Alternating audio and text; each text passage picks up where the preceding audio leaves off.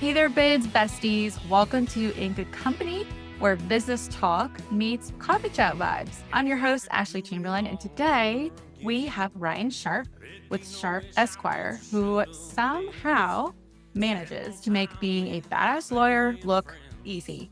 We're going to dive into her story, lessons learned, maybe the occasional oops moment, because let's be real, we have all had them.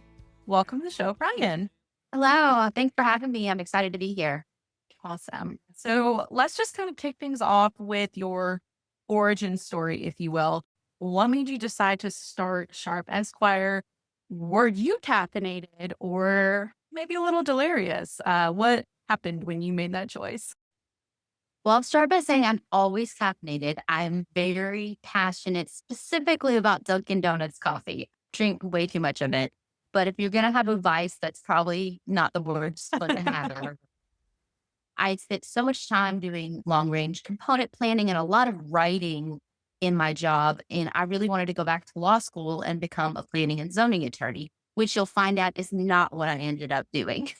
I got out of law school from the University of Kentucky and got what I thought was my dream job. I got a job with the premier planning and zoning attorney in Lexington, Kentucky, and set off to start that career path. The one slight problem with that was that it was 2008 and nobody was building anything. There was no rezoning going on. There was nothing. So I managed to time that one perfectly.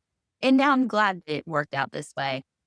So I was in a law firm and I got the opportunity, which didn't seem like the opportunity at the time, but I got the opportunity to really learn a lot about different areas of law. So I worked in the litigation department. And during a time when there was a real risk that the estate tax exemption would be pulled back, I very quickly got kind of thrown in the fire in terms of getting estate planning done very quickly for clients and rushing them there to help. So that's where I kind of cut my teeth and learned what I was doing in estate planning. Fast forward much longer than I thought I would be there. I really, really missed estate planning. I really missed getting to work with clients to achieve their goals. I had been through the process of succession planning for our business. I had been through estate planning with my father, my mother, and I could bring my two worlds together and help clients in different situations. So 2000, I was in a position where a lot of work had been delegated at our business and I could set off and kind of start on my own. And I was so used to working for myself at that point that it only made sense to be a solo and go out on my own. Yeah. Well, I love that. I love that. So you had a lot of experience in the specific industry and learned so much. Golly, all the different other industries around you. You felt like, let me just do this. I'm already doing it myself. Let me just take this leap. Yeah. And entrepreneurship is so weird, right? You think you know exactly how it's going to be. And I've talked about this so much where it's kind of glamorized. My husband's a It musician. is. And when I met him, I thought he must have lived a glamorous life, you know? Same thing with entrepreneurship. And I always like to ask, what's one thing you thought you knew Mhm. about entrepreneurship, but later realized, oh, yeah, not so much. It's not that. Yeah, so the glamorization is real. So, even coming into being a part of the family business, an outside perspective was once you work really hard at the beginning, your your life is then easy. And that is definitely not the case. There are major, major benefits, and there are a lot of things to be really grateful in terms of having flexibility in your life when you're an entrepreneur. Um, but the buck stops with you. And that's something that takes a lot of getting used to. Yeah. Yeah. And is something that is I guess it's a privilege. It's a privilege to Sure. be in a position to make changes, solve problems, and Maybe even be the like a person that someone burden. comes to. Yeah, Yeah. it can be a burden too. Yeah. Uh, Yeah. It's a my lot. kids, my kids often ask me when I'm working on the weekends or I'm working when they're home from school. They say, "Well, mom, Mom, why are you working? Aren't you the boss? Can't you just play? And I'm like, well, Yeah. that's not exactly how. Yeah. Yeah. Yeah. Yeah. I mean, yes, but no. So, Right. Right. That's so interesting. It's I don't know if you come from a family of entrepreneurs versus a family of W-2 workers, you forget that you have to explain to your family one or the other. So, it sounds like your family understood what it was to be a business owner, what that looks like.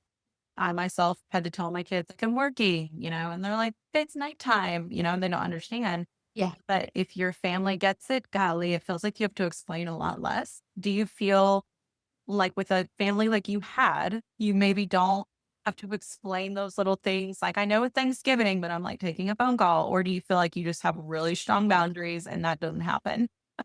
My parents were both entrepreneurs. My dad definitely was. And so that's really with my brothers and my dad and my mom. They really get it. My husband is a W-2 employee, works incredibly hard, has an incredibly challenging job. But there was a little bit of trying to navigate that in terms of he has learned over the years, my hours are just different. And we've had to navigate the fact that my job is flexible and his is not as flexible and how that works out and, that there's still stuff that needs to be done. So I've been very lucky that people are very understanding of my family and they caught on to that and they understand that I'm downstairs doing a podcast and Yeah. I'll go upstairs and we'll play. We've got a memory game sitting out ready to go. So Oh, I yeah, love that. I love that. That's such a blessing. yeah, Having a really strong support system.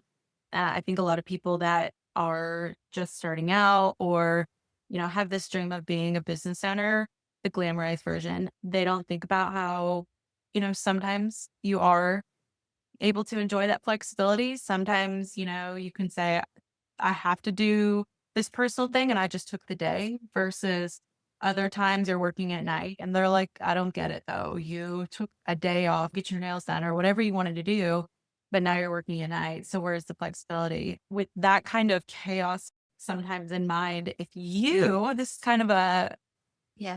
wild card, but if you could have a theme song for your business journey, is there a song that comes to mind or a song that like kind of brings you to your zen? One thing that makes you feel kind of at ease. That's a hard one. It is a hard one because You it got me on that one. changes. It changes seasonally, right? Let's say one that may be a little bit off topic, and I hope this doesn't come off as like I'm the only girl kind of though, but You're the def- song If I Was a Man. So I live in a world of construction, like my family's in construction, and I have four brothers. We have 40 employees, and the majority of them are men.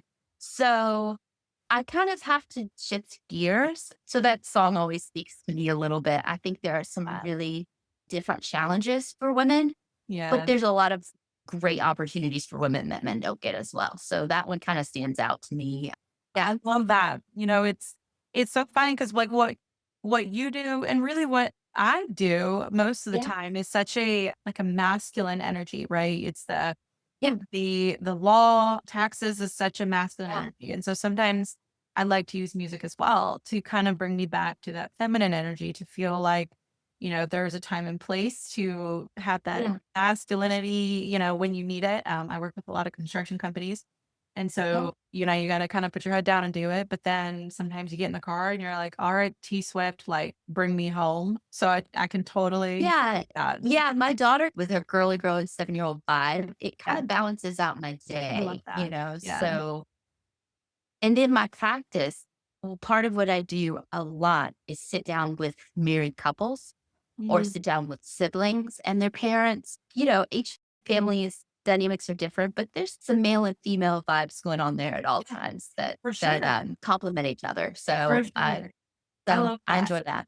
Well, speaking of married couples, I Mhm. have the absolute privilege, my husband and I, of sitting down with you and really kind of diving into some hard questions. And I know after our meeting with you, while it was so refreshing, it was also really telling about how much we have not thought about the future and how we felt like, man, we really need to think about this. So I was completely new to thinking about stuff like that, to understanding what it means. It's kind of like we pay for insurance, but we do it because we have to. And what you do is, while it's not a requirement, it's such a necessity at the same time. So I knew absolutely nothing when I sat down with you. And I don't know if you remember, my husband and I were actually sitting in the golf cart in our garage. That's how casual we were. Yes.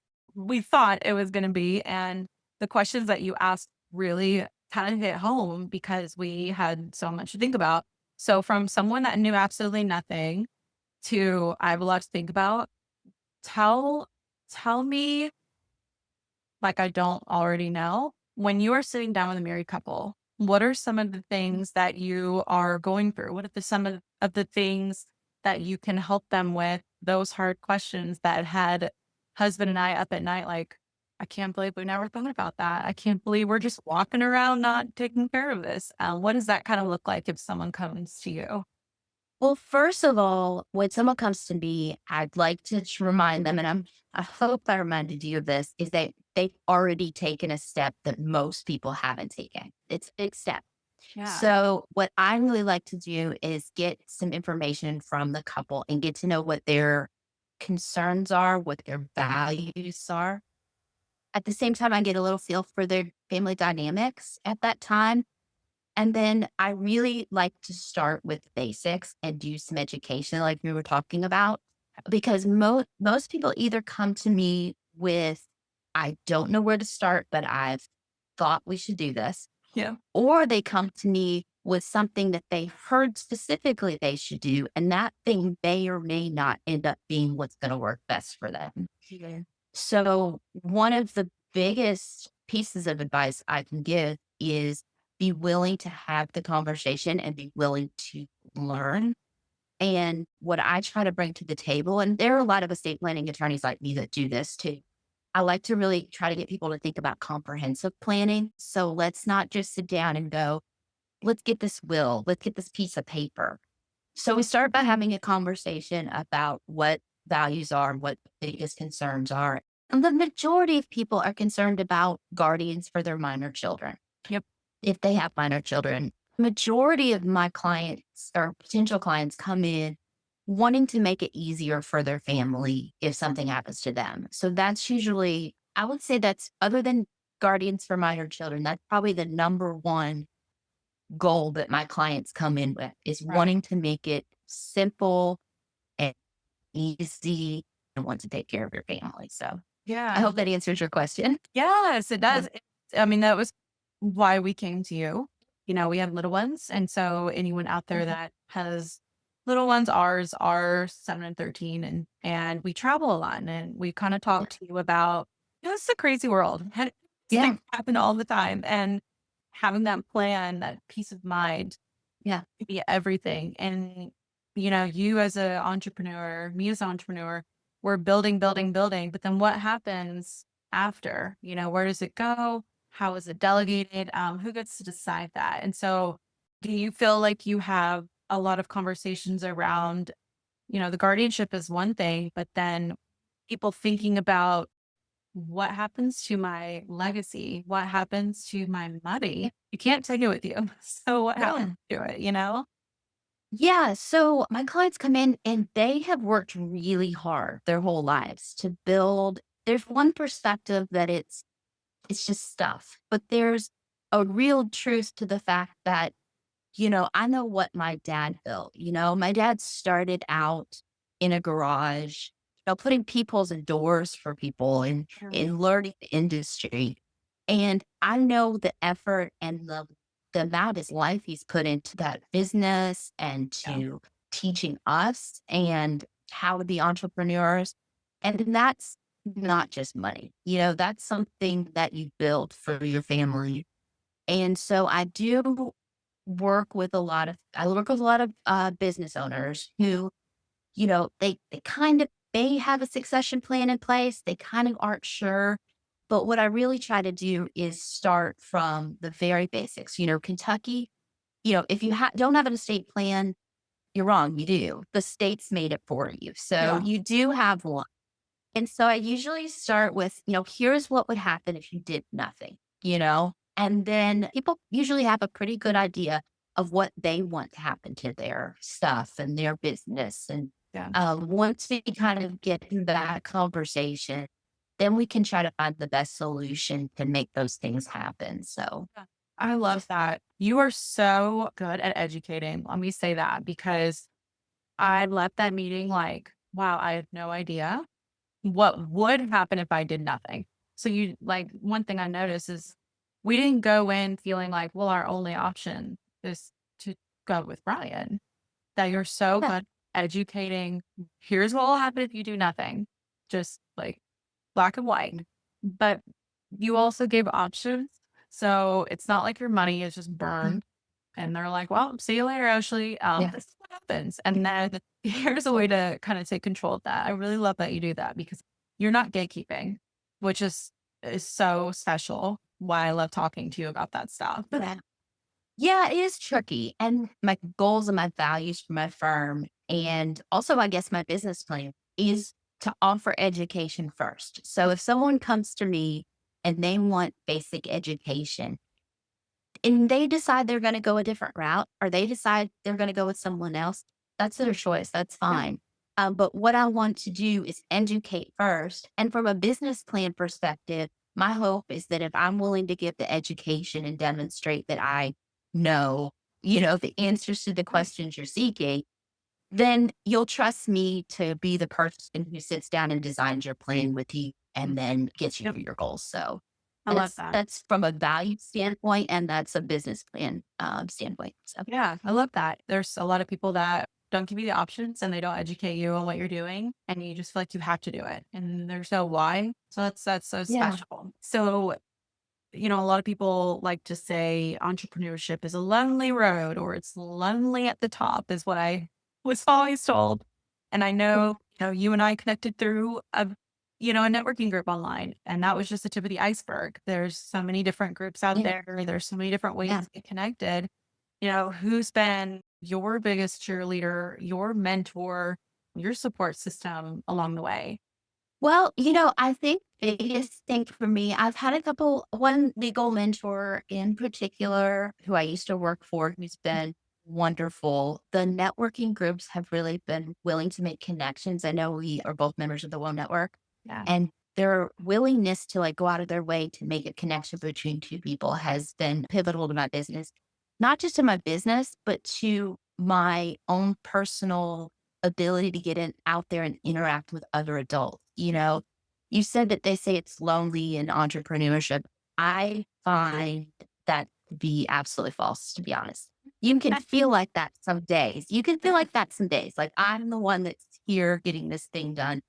But in reality, with the family business, I'm very lucky because I have four brothers and two of them are involved in the business. And I have a Beautiful. built in, so is my sister in law, and the employees are like family at this point. Yeah. Um, but with my law practice, what I have loved about it, what makes me want to do that extra work is that I get to meet all kinds of new people. When someone comes in to my office or hires me, I don't only get to meet them, but I get to learn about their life, about their family, about their values. And the other biggest supporters for me have been those people I've known in my life who know me well, who have known me since I was a child, who Yep. come into my law office and hire me and support me and Mhm. trust me to do the work for them. My best friend from the second grade through, high school, a family member came in, and just the ability to interact and catch up. I just value that so much. So, Oh, yeah. that's so special. It's one thing to have a completely cold lead and, you get to Yes. know them and and they become, Yeah. part of your network. But sometimes, and I totally understand this, when you have people that you've known for a long time and they hire you, Yeah. that feeling of, wow, like they're really trusting me with something, like you do is so important. And that's so special. I love that. But you have a Yeah. big family that is working with you. So you work with most of your family. Yeah. Two of my brothers, my dad. he's been retired for many years, but Yeah. he's, still cares about Round, business. you know? My, yeah, my sister-in-law, and we seem to have a lot of our hires at the door company are, a long-term employees, family or Yeah. friends, or that's kind of our main source of hiring. Yeah. So it's never lonely and Yes. it's never boring. Oh, well, I love that. And it's funny, sometimes I hear, don't hire friends or family. And I'm just like you, where I felt like that seems to be working out okay. Yeah, I mean, there are unique challenges for Yeah. sure, and not every family member or friend is the right fit, Mhm. but it can also be a really, really great relationship. So, Yeah. And especially what you're doing, it's so personal. You yeah, ask questions that, really get people to open up. You mhm, probably hear very vulnerable, personal things. And yeah, it maybe makes it easier knowing you have a team of, trusted people around you that, if you ever need mhm, to talk about anything or they understand, that makes your job just a little easier. yeah, yeah, definitely, I love definitely. that. So if someone is just starting out, they're going into law and they specifically want to go into estate planning, what Mhm. is one piece of advice that you would give to someone just starting, something maybe you wish that you heard earlier that might have helped you along the way? I think that number one, if they're just going to law school, I would say, first of all, be open to all areas of law and learning because it's amazing how much other areas of law creep into estate planning or can inform just your way of thinking. I always feel that the fact that I do probate as well, and that I did probate litigation in the past, I always feel like that's an advantage in planning. And also that I've done, litigation. So to be open to different areas with estate planning, specifically, try to learn as much as you can about how it is applicable in practice. In law school, we learn the theory of estate planning. We learn these antiquated laws, which, quite frankly, estate planning, other than tax law and Yes. probate law, takes a while to change. But to really start learning about what people want in estate planning, how you actually go about drafting, and to look at it as being a problem solver as opposed to like a document drafter, Oh, yeah. that's something, yeah. I mean, that's something that's really when I first started out on my own, it was very part-time and I didn't think of it as comprehensively as I do now. And my clients kind of opened me up to that because every client was different. They wanted something different. And I so I've actually altered to the format I have now where we do educational design, review, and execution. Yeah, that's the advice I would give. So, for all the civilians out here, that when we hear any legal terms, Mhm. uh, we immediately feel inferior because we haven't seen it on a TV show, and we're like, I don't Yeah. know. Like I watched Miami Vice or whatever, and like I don't know all this stuff. What is the biggest difference between probate, estate planning, Mhm. trust, wills? Kind of walk me through some of the categories and what it means. So, estate planning is the work that you do to plan during your lifetime for the fact that you may become incapacitated or die in the future, which the second is definitely going to happen. Right. So, estate planning, so it's all the documents that you need to have in place to plan for all the scenarios that might happen that ultimately lead to the inevitable fact that you're going to pass. So, probate is what happens after you die, unless you have used certain planning techniques to avoid it. So, Okay. the Okay. probate process is the one that you may be more familiar with. You go to court and you swear that you'll take care of the estate and you become the executor. And then your job is to make sure that the person who died stuff get to where it should go. So that's probate. Okay. Yeah. And You probably get this question all the time, but do you have to be rich yeah. to do estate planning? Absolutely not. So I get this a lot in the context of talking about trust because people are really used to hearing about trust in terms of like trust fund babies. First of all, anybody that has minor children needs to do some planning. It doesn't really matter. Yes, if you're going to have an attorney do your planning, they're going to charge you. Sure. It really estate planning is for everyone. Unless you're like, I don't care what happens, I'm going to be dead. Yeah. Yeah. Um, Even if you're just starting out and you have minor children or you're starting out and you're starting to build your life and your assets, Kentucky has a spousal and surviving child's exemption. And it's $30,000 if you leave a surviving spouse or a child. And so Kentucky allows you to do a abbreviated form of probate if you have less than that, and it's much easier. Anything above that or any real estate is subject to probate in Kentucky and is subject to be distributed the way that they see fit. So it's really for everyone. I would say that my clients range from, people just starting out and maybe they bought their first home, or, people just a small nest egg and maybe they are getting to the end of their lives and they just want to make sure it goes to the person who took care of them. So it's really for everyone. Range. Yeah, Yeah. You don't yeah, a broad range.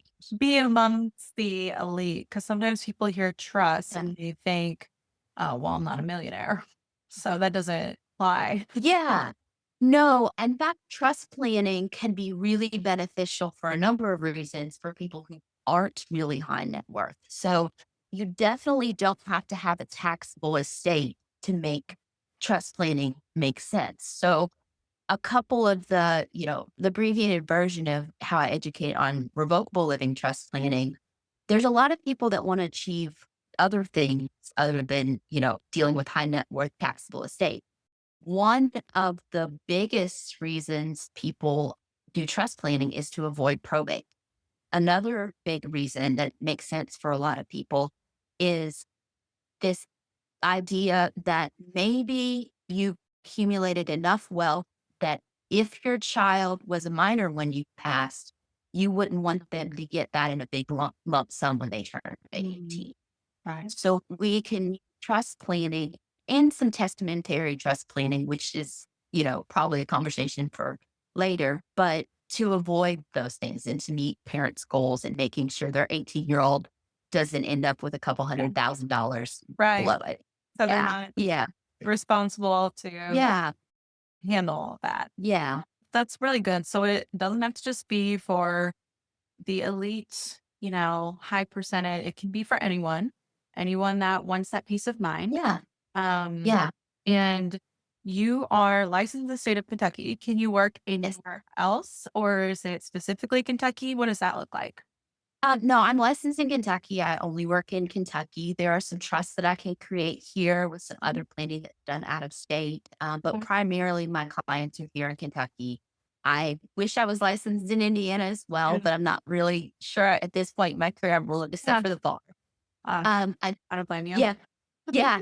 I do have referral sources that I like to send clients to if Okay. they're in Indiana or Tennessee or need planning outside of the state. And I would say most of my clients, income wise, are anywhere from just starting out to really having large taxable estates. Great. So if someone wants to work with you, I know how to. But if someone didn't, how do they reach out to you? How do they get it started? I can feel so overwhelming again as a civilian that knows nothing. When you think about I want to hire a lawyer, but I don't know where to start. How would they do that? There's like a couple of different ways. First of all, they're welcome to call my office. So my website is www.sharp, SHARP, esquire.com. My phone number, my direct email are on that site.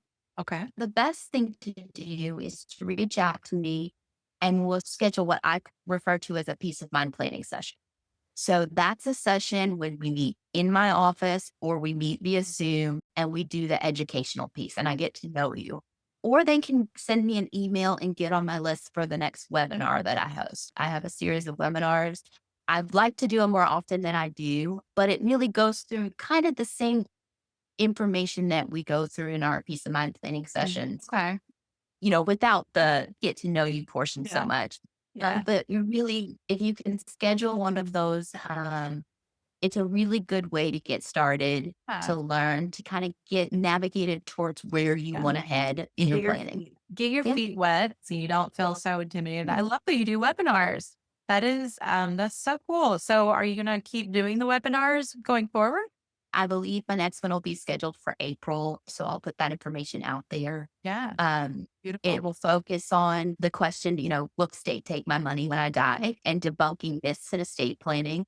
But we'll walk through what happens if you die without a plan, Yep. what happens if you put a will based plan in place, and what happens if you do some trust based planning and walk through some different scenarios. Yeah. Awesome. Yeah. Okay. Love that. And they can find you on social media to kind Yes, of get it's that. Sharp Esquire on Facebook. I periodically post links to schedule a peace of mind planning session as well on there. Great. Okay. And there will be a link to schedule on my website soon. Awesome. Yeah. We will put some of those links down in our show notes. So if anyone maybe wants to get their feet wet, wants to find you and watch those webinars, or if they're just like, no, I've heard what I need to hear. I need to schedule this call. We can put that down there too. That was so helpful. So I just want to say a big thank you to you, Ryan, for sharing this brilliance today, kind of debunking some of that myths and telling us you're a real person too, and letting us feel a little more knowledgeable about some of these terms that, everyone's kind of heard a few of those terms in their life and maybe didn't know what they Yeah. actually mean. Um, Yeah. Bringing it to an elementary level of learning, that's so helpful. And if this episode sparked some ideas or maybe just reassured someone listening that you're not alone in this crazy ride, be sure to subscribe to this channel, leave a review, reach out to Ryan. We're going to put all the stuff in the show notes so you can easily find her. And until next time, keep building, keep dreaming, and remember, you're in good company. If I could do it all over again, there'd be no wish I would, should've been. Spend more time with my family and friends. If I could do it all over again, I'd wake up early and start my